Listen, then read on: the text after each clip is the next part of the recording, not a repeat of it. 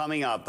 Global economies, particularly in the U.S., are looking at ways to cut off their reliance on nuclear fuel from Russia.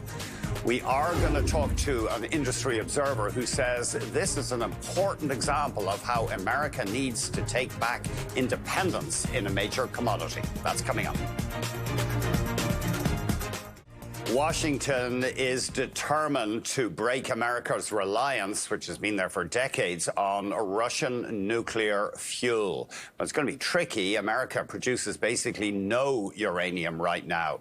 Let's bring in Seth Grae, member of the Civil Nuclear Trade Advisory Committee to the U.S. Secretary of Commerce and also CEO of Lightbridge Corporation.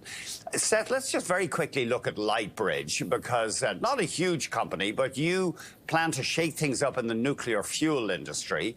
Without getting too technical, tell us what Lightbridge does, please.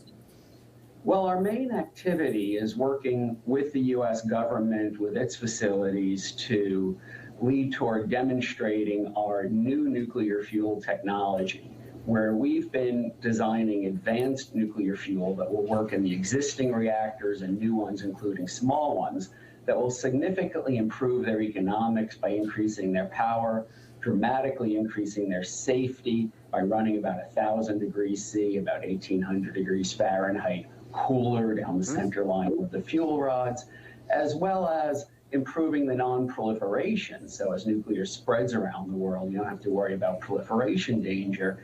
And this can be very good for U.S. manufacturing, for exports, and for helping wean our allies off reliance on Russian fossil fuels. Without getting too technical, tell us how is your fuel different? Well, current fuel are a few hundred little pellets about the size of thimbles of uranium stacked up inside a very thin tube that if you try to drive it any harder can crack.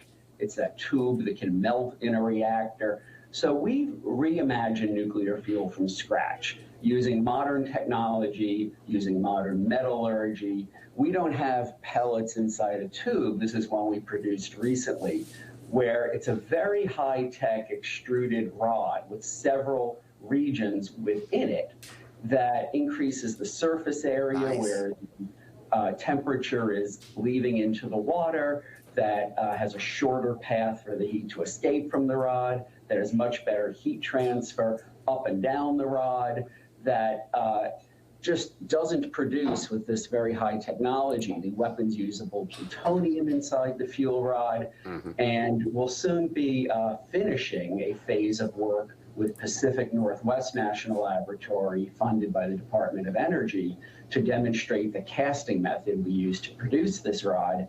And we'll be signing soon a strategic partnering agreement to demonstrate this in U.S. government reactors. And that data will be usable for bringing the fuel to commercial reactors of the world. Oh, okay. Well, let's get on to the uranium industry broadly. I mean, America has kind of been asleep at the switch, you might say, has outsourced uranium to other suppliers.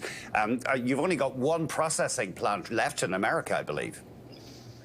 Well, the United States actually has pretty good reserves of uranium in the ground, just doesn't develop them.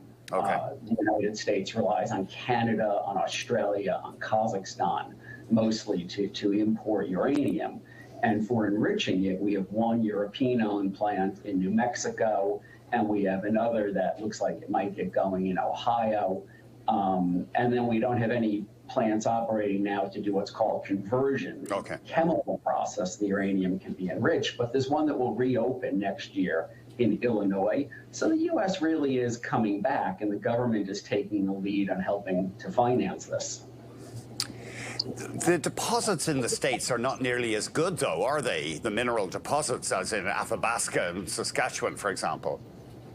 No, they're not, but I think working together with Canada, where Canada supplies uranium, the United States enriches uranium, the United States and Canada both manufacture nuclear fuel, is a very good process between allies, as is bringing in uranium from Australia.